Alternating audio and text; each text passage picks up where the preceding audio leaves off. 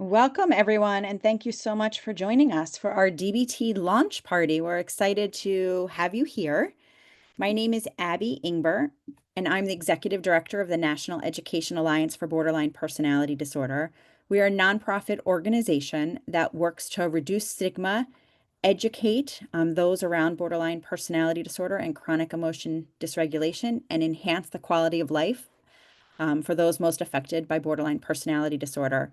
We're most known for our signature program called Family Connections, which is a manualized curriculum for family members to learn skills, support, and education, psychoeducation around borderline personality disorder and chronic emotion dysregulation. We also have a program called Managing Suicidality and Trauma Recovery, which you will hear about when Alan Frazzetti speaks later today. And that is for parents who have a loved one who has suicidal ideations or self-harmed. And that is also a manualized program available through the National Education Alliance for Borderline Personality Disorder. And without further ado, it's my honor to introduce Holly to you, who is going to talk a little bit about the DBT Bulletin. Hi, everybody. I'm so excited to be here with you today. I was reflecting on the history of the Bulletin as I was preparing for this. We started back in 2018. I had always wanted to start a punk rock zine, and I love DBT, so I wanted to combo those two things. And at the time, I was working with my former mentor, Dr. Lynn McFarr, who shared she had always wanted to create a peer-reviewed DBT publication. So we put our heads together, and it was us and one of my closest friends, Dr. Miriam Wollison, and just the three of us stayed up late nights and put together the first issue, which I'm not sure if anybody ever even saw or read. Now we're 7 years later. We are still totally a ragtag team of volunteers, but we've expanded to about 15 volunteers who graciously give their time to put together this newsletter twice a year. And I'm always in awe at the folks who agree to give their time to write articles for us for virtually not much recognition that I can tell until we started doing these meetings and we're able to get the word out more. So I'm so excited to have folks here today to talk about some of the articles that they wrote for our last issue. So how this is going to work is we're going to have 3 different articles that we're going to dig into with a Q&A. So I'm going to start off with Britton Mahaffey, and then we'll be introducing Kiki Failing and Dr. Alan Frazzetti and Andrea Gold as well to discuss different various topics that were covered in the last article. So let's go ahead and Britton, I was wondering if maybe you could tell us a little bit about your article in the last issue. First, Holly, I just want to say thank you guys so much for all of your hard work on the Bulletin. And I love the idea of it as a punk rock zine influence, and it makes complete sense. It's fabulous. And I also just want to mention that I, just sort of my own privilege here, I use she, her pronouns, and I'm cisgender, but I'm going to be talking a little bit about gender-affirming DBT.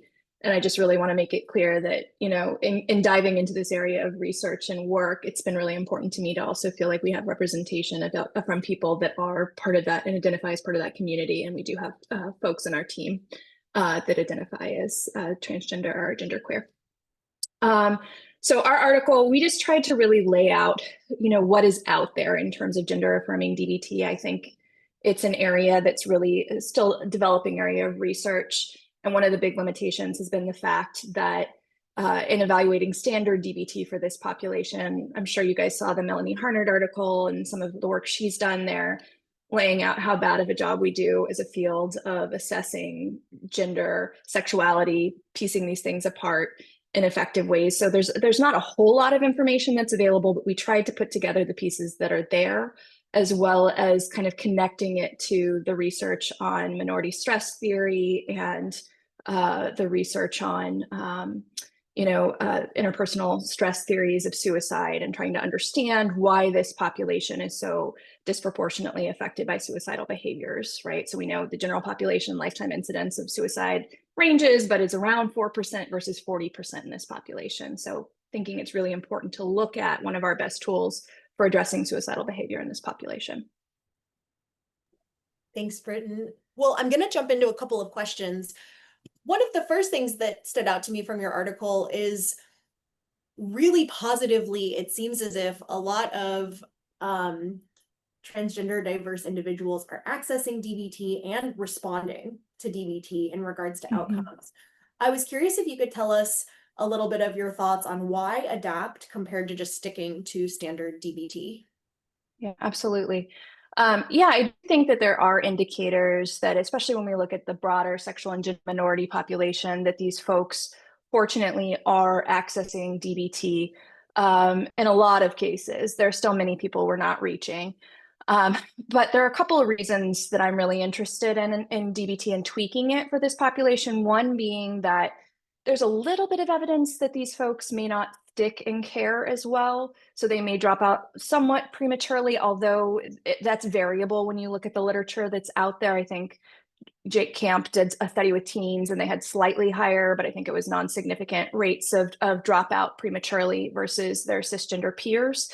But more importantly, what we do know, and which is a more robust finding, is that folks who identify as gender minorities are coming in with higher levels of symptoms, and that higher level of symptom versus their cisgender peers symptoms in terms of suicidality, self-harm behaviors, a lot of the things that we're looking at in terms of misery and suffering, they do not exit treatment with the same level of symptoms as their cisgender peers. So the magnitude of improvement is the same as their cisgender peers, but where they land is still more symptomatic than their cisgender peers. So there's something, it's a question of equity versus equality. There's something that we're not getting at that they need to get to the point where they're doing as well, and it may be impossible given the current, broader environment, but I really think it's important for us to try to do better. Absolutely. Which I think brings me or segues into my next question, which is an aspect of the article was talking about specific skills in DBT that can be helpful for managing stigma. I was curious if you could speak a little bit to which skills in particular can be helpful. Yeah. I really think, I'll be honest, all of them are really important in some respect for managing stigma. I think the clearest example that I can give is we recently had a client that was being seen by another member of my team, who was in a bar and overheard somebody making stigmatizing comments about trans people. And the client identified as trans and, nearly got into a bar fight with this person. So, in thinking about that case, that client really needed the ability, first of all, to kind of practice some reality acceptance skills. So just recognizing that sometimes it is not safe to advocate for yourself in certain ways and being able to make that choice about when to advocate, how to advocate. They needed the ability to self-validate in the context of a really invalidating environment, and to be able to kind of think dialectically about when and how to be assertive and kind of practice using their interpersonal effectiveness skills. They also obviously needed the stop skill there, the ability to access their wise mind to kind of get to some of those ideas about dialectical thinking. And then obviously, interpersonal effectiveness skills are really critical when the environment is safe, especially fast, to be able to advocate for yourself. But that knowing when, knowing how is super, super important. So really many, many skills are critical there and being able to weave them together. Yeah, it makes sense. It's like what you're highlighting is that all of the DBT skills as is can be kind of like woven together in this complex tapestry, but some of the adaptation consideration is specifically what that looks like in really complex, unique situations that can be really challenging. I was curious if you have any thoughts or tips. I'm imagining we might have some people in the audience who are friends and family of loved ones who are struggling with stigma, like wanting to be allies and supportive, that kind of thing. Yeah, I'm curious if you have any specific thoughts about tips or skills or ways that loved ones can learn more. Absolutely. I think the biggest thing that comes up for me is just practicing non-judgmental stance. And what I mean by practicing non-judgmental stance is not judging them for being trans. It's more not making assumptions about that person's experience. We know there's such diversity within this population, right? Around their experiences, what pronouns, how they see themselves, how fluid they are in their gender identity. So be curious. It's okay. You don't want it to always be the focus of your conversation with them, but it's okay to ask questions. Most folks in this community really would prefer that and want you to be curious. So practice some relationship mindfulness. Remember you care about them. I'm thinking about Alan and his work on relationship mindfulness. Remember you care about them. Remember to ask questions and stay curious and not make assumptions. And then I think don't freak out if you misgender somebody. Correct it, repair it, but don't need that person to make it okay for you if you misgender it. They may be upset, and that's okay. Let them be upset. You make the repair and you move forward. Most of the time, it's okay. They understand that it happens. It's more that you being conscious of it and not pretending like it didn't happen is one of the ways in which you can be supportive. I love that. I think I saw a study not too long ago that using correct pronouns with adolescents decreases suicide risk. And that's something I tell parents who sometimes have said, how important is this? And, Right. that sort of thing, and really stands out to me. I also was wondering, so we're talking, like, I love this article's aspect on adaptations for, gender affirming care and DBT. I'm also curious about, I guess, folks looking for like a transgender affirming provider. And if you have any thoughts on, I can imagine it's really hard. I think about helping navigate loved ones navigate trying to find care. Like, how do you find someone? What questions to ask? What are you looking for? That kind of thing. Right. I mean, it's hard enough to find a DBT provider to begin with, or a provider in general, when you're trying to then find somebody that is both trained in DBT and affirming care. It can be really, really challenging. But broadly speaking, I think things that I look for are, physical signs that the practice, the clinic, the hospital where this person's working cares about gender affirming care, which current political context can also be a little tricky. But looking for things like, do they offer gender neutral bathrooms if you're going to a physical office? Do they ask for your proper name and pronouns unprompted?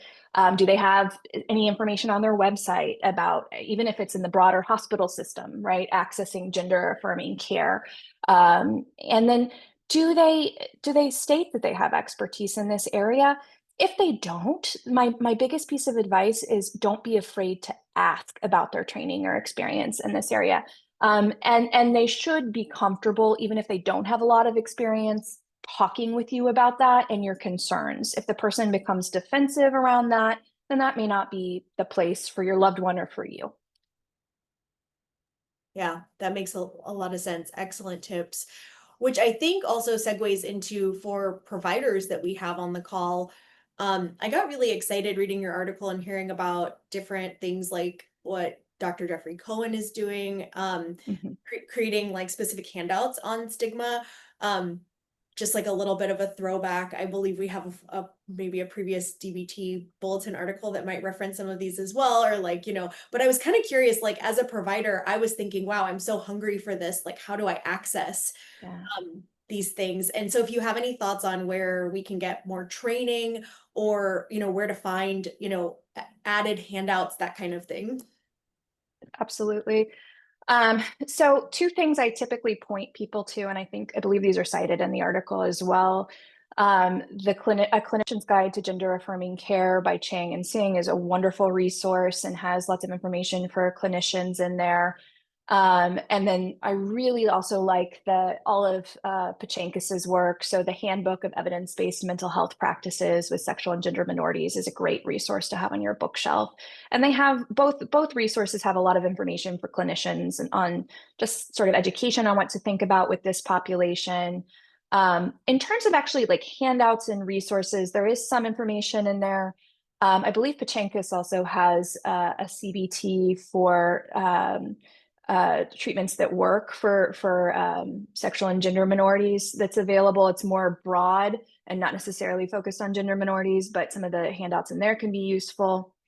If you're really looking for something to use with clients, I strongly recommend the materials that are actually available on the Trevor Project website for a couple of reasons. One, the Trevor Project website has safety features where you can just press the escape key 3 times if somebody comes in. So we always want to be thinking about anything we're giving people.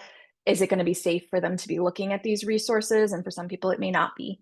The other thing is it has like a guide on coming out, but it also has basic psychoeducational tools for like thinking about your gender, questions to ask yourself, pronouns, proper names, how to come out, lots and lots of resources that are there. So that's often where I send clients. Excellent. And we have about 3 minutes left, and we had a really great question come through in the chat that I thought might be interesting to answer. So, from an affirmative care perspective, could the structure and assertiveness of Dear Man ever be problematic when a transgender person's pronouns are not being respected?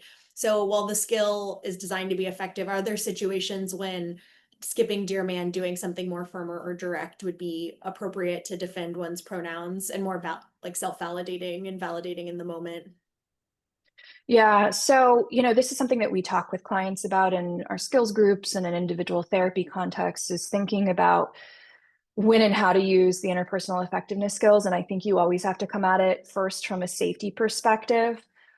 Sometimes clients come at it, I think we give the example in the article of like asking your boss to use your proper pronouns, and the client being anxious about it because they assume that their boss is not going to be receptive, or that they might get discriminated against in some way at work.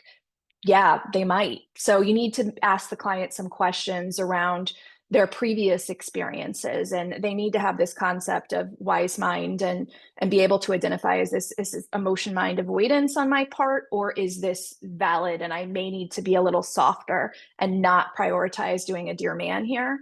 And then how are you going to then in some way go on your own time and reconnect, for example, with your community, or things that do feel validating if you cannot get that validation here, because you need to get it somewhere. On the other hand, if it is safe, being able to know, okay, maybe my priority here is not doing the perfect Dear Man, maybe it's fast and just sharing more how this affects me when you misgender me. But this is a really hard skill to navigate. I've worked with students and faculty and folks who've been misgendered, even in our own practices, and it can be hard to know how hard to push. And yeah, it's a tough one. Yeah, that makes a lot of sense. Well, I think it is probably about time for us to switch. So if anybody in the audience has more questions for Britton, we'll have 10 minutes at the end, and I'm going to go ahead and turn it over to Andrea Gold to introduce Alan Frazzetti for the next article. Thank you, Holly. Alan, from your childhood photo till now, I see you. Welcome, Alan. Thanks for doing this with us. My pleasure. Excellent. So, Alan, before we dig into your article in the Bulletin, I have a question. I'm curious. You ready? What was the last DBT skill you used?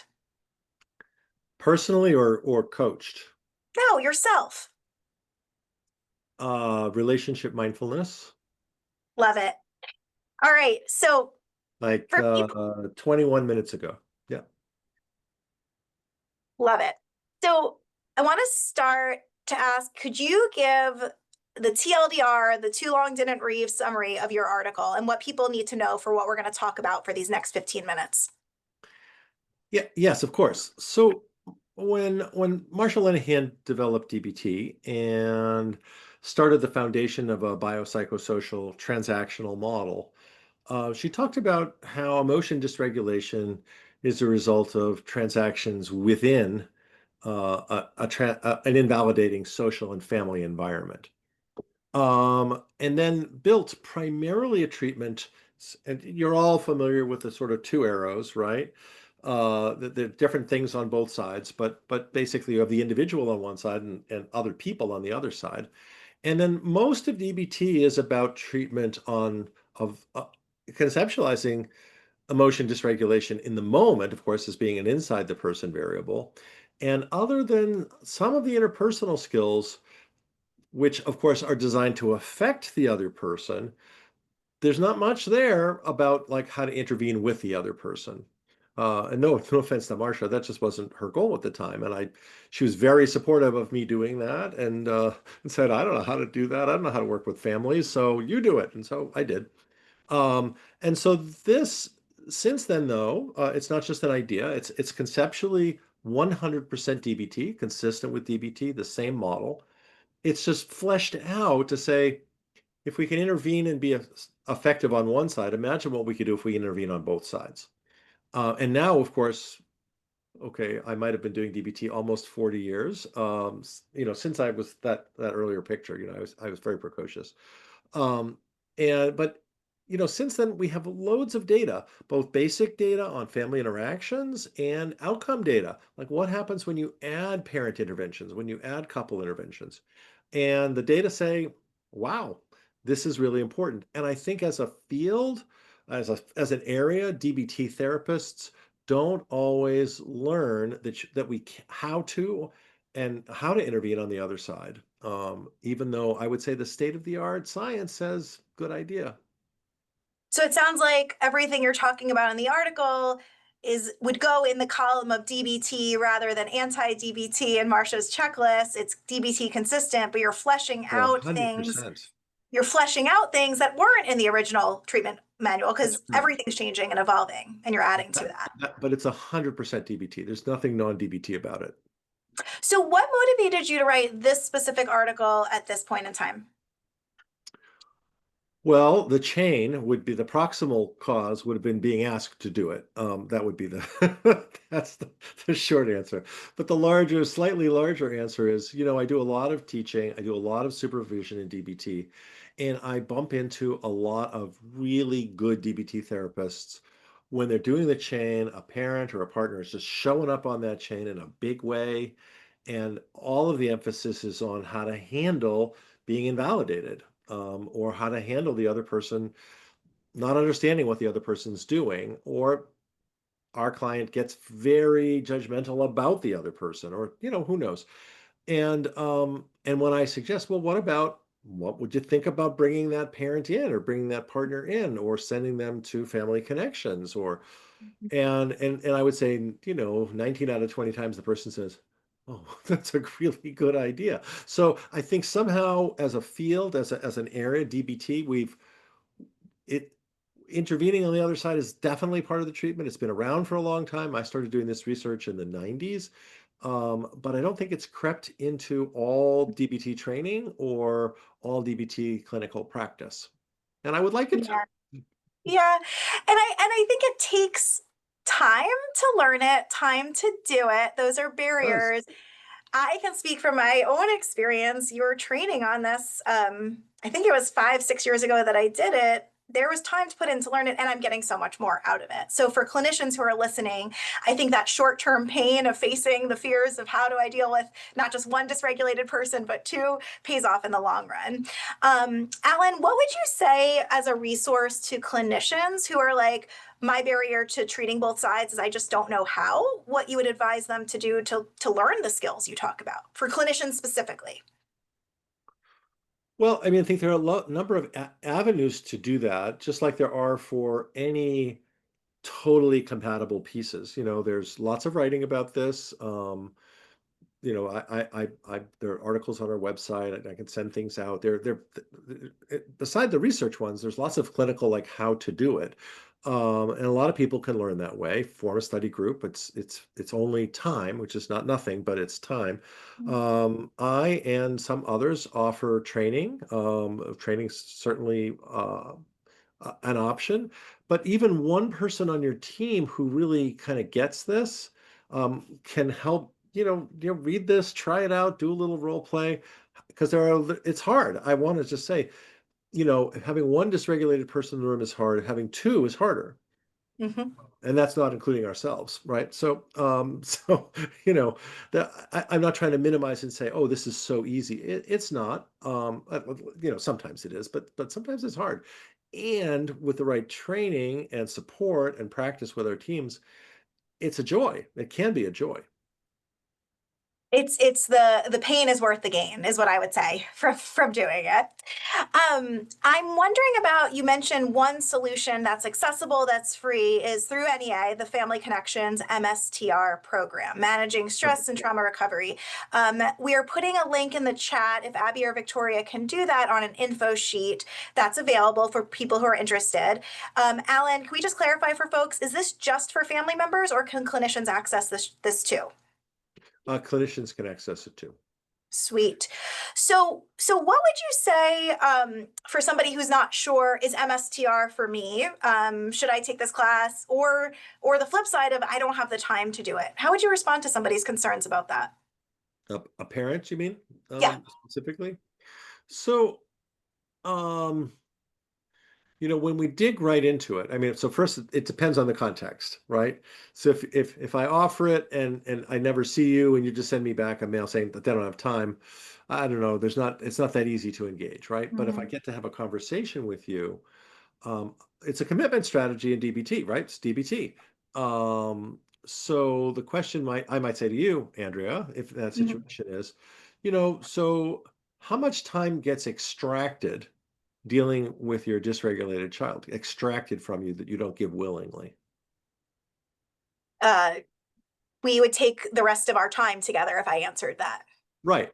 So how about thinking about giving it freely less and then therefore having less extracted? How about that? What do you think about that? I like that. Now I'm talking as me, not the role play. I like that a lot. I'm going to use it actually probably on Monday in family therapy. Yeah, But good. before we go, if we know it's effective to do MSTR and you're helping a person do it, how do parents even know, is this training for me? How would you respond to that? Like if a parent's listening, like, Yeah. should I sign up? Yeah. But I So need to first of answer this all, both for parents, family members listening, but also clinicians to explain it to families. yeah. So first, I want to bring in both Family Connections programs. And by the way, Thank you. for everybody, both Family Connections programs, I don't know if people know this, but are always free to the participants. The people like me who develop it and train leaders, we don't get, it's all volunteer. This is not a sales pitch in any way. Okay. I just want to be clear. There's no financial conflict of interest. It's just, it's important. By the way, putting my money where my mouth is, it's like, I think it's important enough to do this for free so people have access to it. Mhm. So, first I want to say there are two programs and they are a little overlapping, but they're actually intended for somewhat different populations. The standard Family Connections is for somebody who's got a pretty dysregulated child, teen, adult, or a partner or another close relationship. And they want to improve their own well-being as a caregiver for them in some ways in their relationship, and they want to maybe improve their relationship. It's not learning how to, it's not for the other person. It's not like, how do I help the other person quit self-harming, or how do I help the other person, how do I help my kid get to school? This almost certainly will help you get your kid to school, but even if it doesn't, it's going to improve your relationship and your own well-being. So that's the standard Family Connections. Many of the skills are the same. MSTR, managing suicidality and trauma recovery, is when the parent is experiencing PTSD related problems where the index trauma is their child's dangerous behavior. So, because there's a little bit in the original or standard Family Connections around fear conditioning, but all of MSTR is built around putting fear conditioning to bed. So it's just wrapped in there in lots of different ways. So if you don't feel like that the main thing going on in your emotion system is not fear of your child's safety, then you probably don't need MSTR. And you feel like, oh, but I really need some support with my child, then standard Family Connections would be the thing. When there's a threat, like your kid's suicidal or life-threatening behaviors, threat can have a fight or flight response. So for parents who experience this as a trauma but tend to feel more anger or a fight response than fear or flight, would this still be relevant? Sure, absolutely. Right. Because what you're describing, of course, in DBT terms is two different secondary emotions. Right. So if you're my lovely child, teenager, young adult child, and you're going out, and then I get like, no, you're not, young lady. Okay. Like, no. And I'm trying to, and of course, somewhere my primary emotion that I probably missed was, I missed two: love, right? Right. And the conditioned emotion of fear. I missed those. Love is primary. Curiosity is also primary. I missed that one too. Like, what you up to? What's it like to be you right now? Are you feeling okay? All those things are missing. And then the fear got jumped over right straight to anger. The way I'm gonna reduce my fear, my first secondary is to not let you go. Because then you're safe, right? You're safe at home. Of course, that's not true at all, because of course, loneliness is a big part of your chain toward suicidality, and I'm depriving you of connection with your friends. So I actually might be making it worse. No blame on parents, right? No, zero blame. No place in here is their blame. It's not DBT, and it's not family connections, and it's not DBT with families. So, so the anger can show up as the second secondary emotion, with fear as the first secondary emotion. Okay. And sometimes it's just fear. It's like, oh, I have to keep you safe. It's my job to keep you safe. And of course, it's actually not actually my job to keep you safe. It's my job to do the best I can to connect with you, love you, care about you, help you when you're willing to receive help. But it's not actually to keep you safe every second of the day. I know that's a little scary. No, but guess what? Can't do it anyway. So let's not make it our job. Let's not take a job that is impossible to do. Right. You're speaking to reality acceptance here. It's all about reality acceptance and mindfulness of the present moment. So, speaking of fear, in your article, you say, okay, one thing you can do to treat the transaction, your part of it is in response to fear conditioning, do some reconditioning. Pay attention to the moment, use mindfulness to notice my kid's safe right now. So I've heard this before, and I've heard people freak out when they hear this, both Yeah. clinicians and parents who are like, wait Yeah. a second, but my kid has BPD, they're cutting, they're unsafe. How can I possibly leave them alone? But what if they do that? I want to hear how you'd respond to those concerns. Okay. So first of all, where are we in the course of, say, treatment, Andrea? You're my parent. You're the parent here. Where's your child? Is your child in treatment? Is your child in the hospital? Is your child? Kid, let's just do this as an example. I think there's Yep. lots of instances. Kid got discharged from having a potentially lethal suicide attempt, where a month into treatment, the kid has worked on a safety plan. We're starting to get some accurate communication. Parents are learning to validate. They are still cutting. Mom just found out the kid said they had no sharps, but then took their school ID, opened it up, and there were razor blades in there. Yeah, sounds like just what's right up our alley. Okay, so what I would say to you is, okay, where's your child right now, Andrea? Right now, where's your child? She's on her iPad again in her room. Okay, so is there any evidence that she's harming herself right now? Well, she lies to me about it. How can I Oh, trust her? And no. I'm not. she can Hey, actually like and go too hey, far with those blades and Andrea, actually kill her, and that's my Andrea, fault if I am not on top of it. Andrea, my house burned down once, I know. right? My house burned down once. I'm not panicking right now. Why not? What do you see around me? Do you see any flames? Yeah, but it could happen. But She it could could cut. happen. Well, it could. What kind of Right parent now, am I if I'm not making sure that she doesn't do it? a parent who's living in the real world, a The parent who's real not, world is having a kid who is constantly cutting. okay, so pause. So now I'm not going to take the time in this role play. I'm going to come back down and come back to this episode and really help you use some accurate expression about how it felt at the time, and an opportunity to help soothe you and validate you. I want you to know that I really do understand the origin of the fear. The origin of the fear is 100% valid. And I'm going to try over, in this session, not in 6 weeks, but right now, to drive a wedge, a time awareness wedge between that did happen and that is not happening right now. So your brain is trying to protect your child. You're trying to be a really good parent. You're trying to protect your child. The trouble is you're responding something that's to happen before that's not happening now.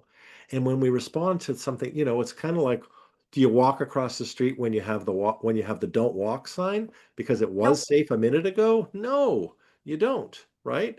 The timing is off. Nor, by the way, if I got hit by a car, nor do I not walk when I have the walk sign because my life gets ruined. That's you right now, right? Yes. She got hit by the car, right? And that's all you see when she's standing on the intersection. That's all you can see. But I want you to look at her feet, and I want you to look at the traffic and see the cars are stopped. They're at the red lights. Take a deep breath, put your chin up, and let's just enjoy this moment of safety together. Hashtag exposure lifestyle. So Hashtag exposure lifestyle. in line with that, I want to keep 100%. talking. I want to hear what you have to say, and I'm going to practice reality acceptance that it's time to move on. Although for everyone listening, I plan to Dear One Alan later to see if we could do some role plays, maybe in a longer webisode. Stay tuned to see if my Dear One is successful. Thank you, Alan. I'm going to turn it over to Ashley and Kiki. Thanks so much. Really nice to be here. And thanks everybody for coming. Thank you, Andrea. Thank you, Alan. It's our turn, Kiki. Somebody gonna pin us. Here we are. So it's my pleasure to introduce Kiki Failing, who has written, we're pivoting now. We're taking a shift here to whimsical and delightful, as I would say. So Kiki wrote a wonderful article in the most recent Bulletin issue about the use of music, and specifically really targeted playlists to help us empower and excite our clients, I guess, about using their skills. And Kiki, I loved this article because lots of reasons. One, do we all take life like way too seriously all the time? And the idea of music as a way to bring delight to this very hard process really resonated deeply with me. That said, I'm an easy sell. So I imagine sometimes this is a harder sell for some of your clients. Can you tell us a little bit how you might, like, what's your sales pitch? If you really need to bring somebody on board with the idea of music as skills, how would you do that? Yeah, it's interesting that you say, like, maybe you can imagine clients having a harder time accepting this, but I would say that in some cases it might be harder for clinicians to do this. I think that a lot of DBT therapists, CBT therapists, too, in general, therapists maybe in general, but DBT therapists, we're really used to therapy looking a specific way, and that doesn't involve like creative arts therapy, if you will. So a lot of the things that I would maybe say to a client to try to convince them about the utility of music, I would say to clinicians as well, that there isn't much research, but there is research that's been done by some amazing, specifically creative arts therapists and music therapists in the DBT space, Deborah Spiegel and Lauren Bonafide Kula, Abby Dvorak, who are really looking at like what happens when you bring music into comprehensive traditional DBT. And right now, the data seems that it really does show it helps improve skills generalization. It helps improve motivation. People are more likely to stay in group and engage with skills group. And it kind of makes sense, right? Like music, like you just said, is light. Music is fun. And I think that it's also music as an art form is all about like connecting with that emotion that is human, that connects us all. Exactly. It really and is. so it makes it more accessible. Yep. And it that cuts being through. said, Music can cut through, right? It's like, think about the full body memory you might have in the presence of music. It just has this different power for many of us. 100%. Yeah. I mean, I think the way that people say like smell is really evocative of memory, so is music. There are songs that when I hear them from a decade, even 2 decades ago, like I think about where I was when I really loved that song first. And it's just so evocative in that way. Yeah. Yeah. No, I appreciate the point that it's not I work with teens. So it's not the kids we need to sell on this. It's us grown-ups that need more of the sales pitch. Yeah. Any pitfalls that you've encountered when you try to employ music in this way? Any, times you wish you'd done it differently, or like lessons for us? Yeah. So I guess as like a caveat to the answer to the first question you asked me, some clients might not be into this, and that's okay, right? Like the thing about music, so a pitfall is like if you bring it up and a client's really not into it, like that will be hard, and okay, like don't include music. I kind of view it from a neurodiversity affirming lens too for therapy, of like meeting the client where they're at. If music works for them, brilliant. If dance works for them, brilliant. If worksheets are their jam, like traditional DBT, awesome. Like my type of people too. So kind of meeting the client where they're at and not pushing it. But the other pitfalls, I think, are not exactly the way that, from my experience, not when I bring music in purposefully to work with the client, but when music is already a big part of the client's life and mental health. It's very easy for music to get associated with painful emotional states or problem behaviors, and to have a lot of connection and identity related to subcultures of music or something like that that may not actually be benefiting the client. So pitfalls there might be trying to, from a DBT perspective, how can we still connect with the client's love for music, but shape them towards a use that's more effective for them? Yeah, I had messaged you about this. I have a client right now whose favorite artist, his music is all about target behavior. And my effort to help her move, to allow space for that and to move away, was I listened to this guy's catalog, not my jam. Yes. And I was like, let me enter into this world with you. And then I felt like not an expert, but able to speak a little bit more honestly and openly about, I'm not making a snap judgment. I listened to the catalog and here are my concerns about this. And how do we use this effectively? I don't want to take it from you.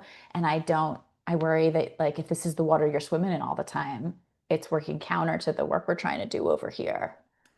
100%. That's so lovely that you listened to that music. I have similarly done that. And that is exactly the pitfall I'm talking about, of a client really into a certain artist. And so then I listened to them and I was like, I love that you feel seen and connected and validated by this person. And I hear the ways that for this person, it's really driving this specific type of rumination for you. So just like with any other target behavior, problem behavior in DBT, I think it's about chain analysis, functional analysis. Can we test that, right? How do you feel?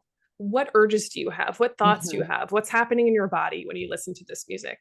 And then are those things in line with your goals for treatment and your life worth living? From my understanding, there is a little bit of research that shows that kind of the way we might expect. So as therapists, we're taught that asking about suicide doesn't make someone more suicidal. Yeah. There is some research to suggest that's similar with music, of listening to a song about a specific target behavior doesn't often or always make someone want to engage in that problem behavior.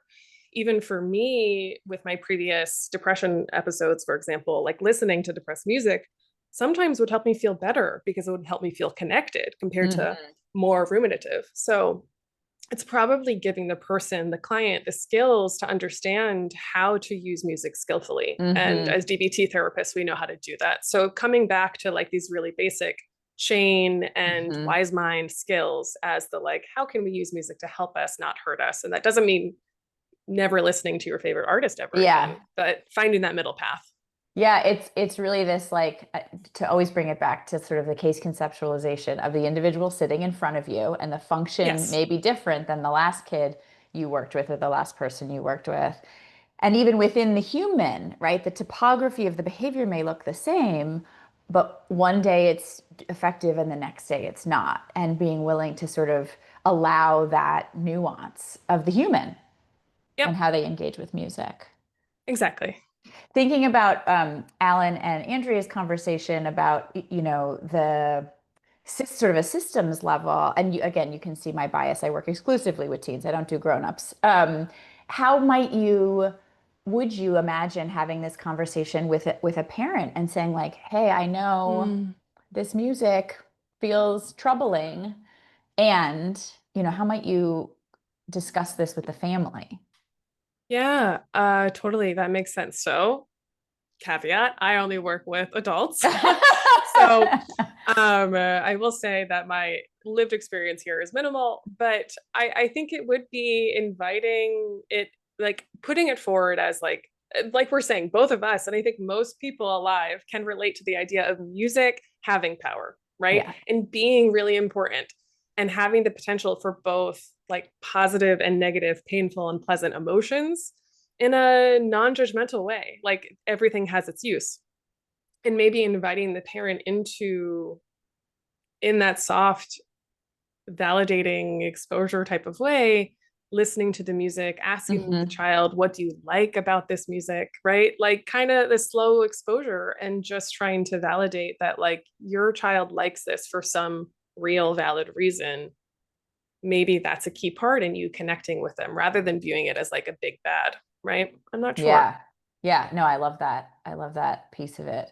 I was thinking about when I build crisis plans, I often help my clients make and name playlists, sort of emotion and function specific playlists. Is that something, I mean, you generated that for us in the bulletin. Yes. Is that something that you do collaboratively with clients too, is put together these like targeted playlists?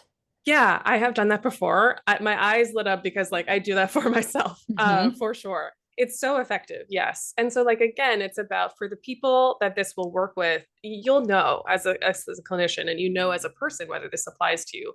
But music is so powerful, so evocative, both for getting you into painful emotions, potentially for exposure, mindfulness of current emotion, and for getting you out of painful emotions, if that's what you want to do, self-soothing, regulating your nervous system, connecting with others through dancing, etc. So there's lots of different ways to use it, and creating your own playlists, yeah, beautiful, effective thing. Yeah, we didn't even talk about dancing. Where does dancing fit in all of this? Oh gosh. I mean, I think, yeah, that's another 15 minutes for sure. But I mean, we know that even just listening to music with others can be regulating of the sympathetic nervous system and connecting and like increasing of social affinity and connection. But bring dancing into it or making music, like drumming together, literally creating the music together. And it's just, I think from my understanding, that can be a big part of the DBT music therapy integrations. So yeah, hugely beneficial part of like creating that social cohesion and skills group and connecting with people in your life. Hence the parents maybe wanting to listen to the music with their child. And dance around. And I can even imagine, depending on how you dance, right? I think I have two small children and how they dance. Looks like the eye and intense, in the tip skills, it's very full body, frenetic, and you could imagine that it serves this distress tolerance function. It can serve an accumulating positives function. There's so many different ways.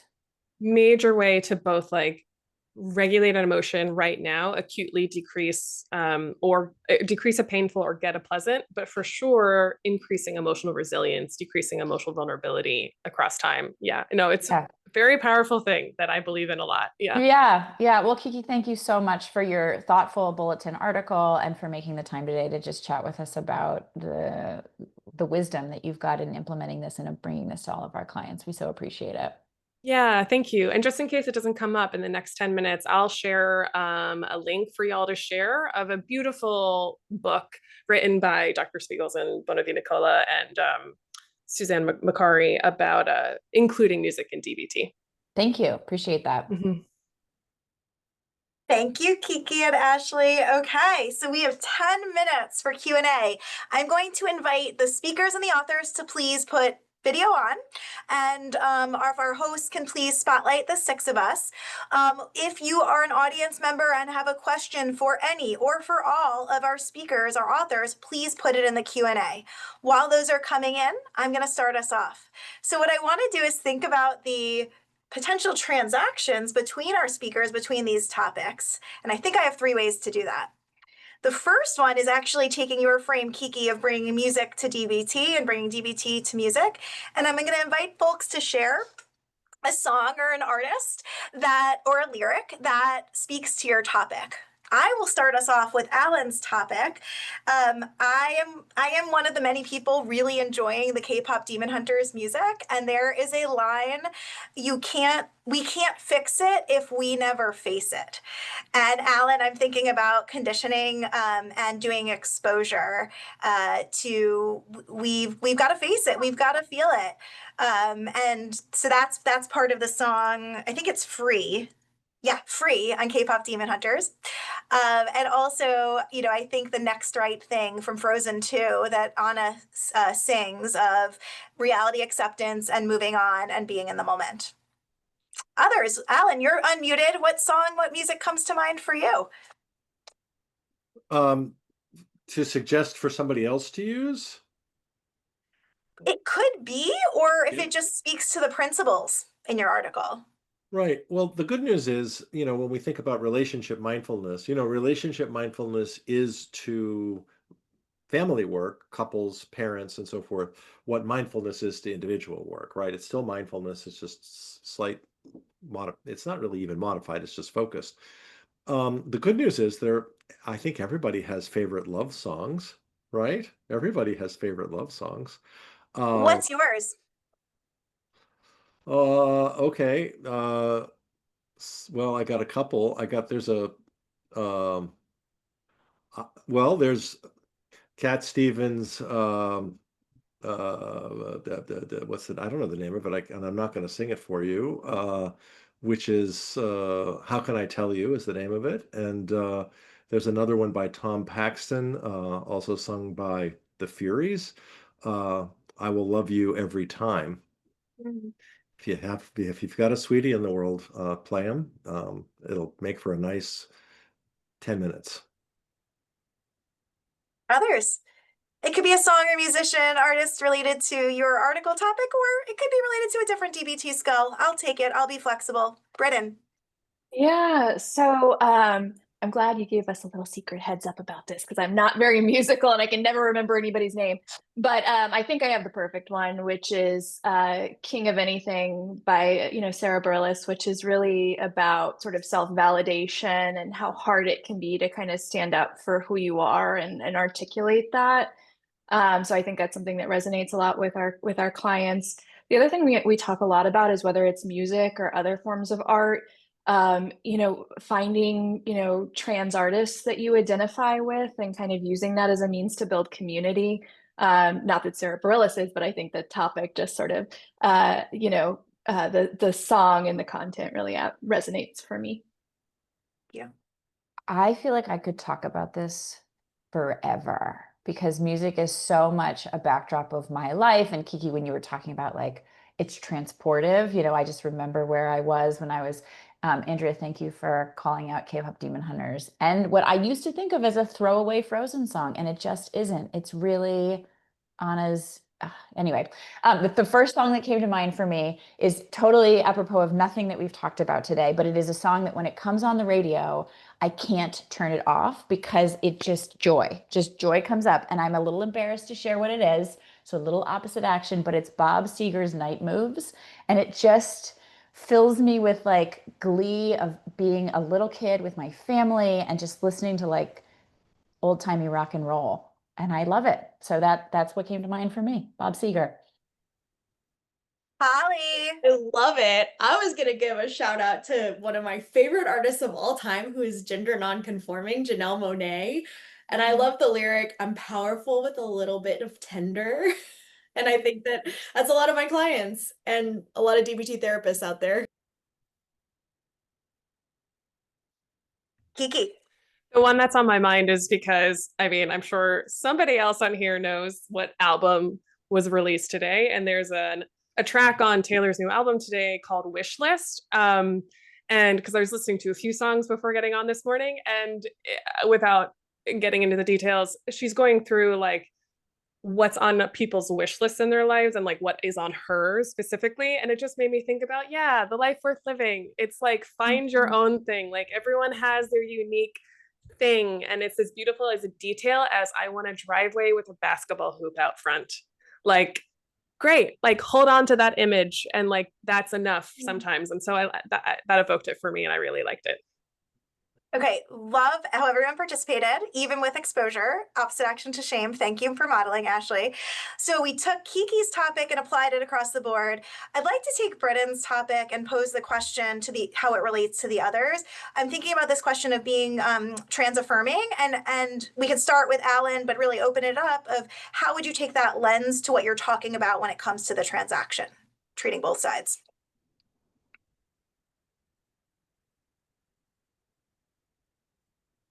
I can start. I think that the answer to this one is easy to say and recognize, and it's either easy or hard to do depending on the parent, right?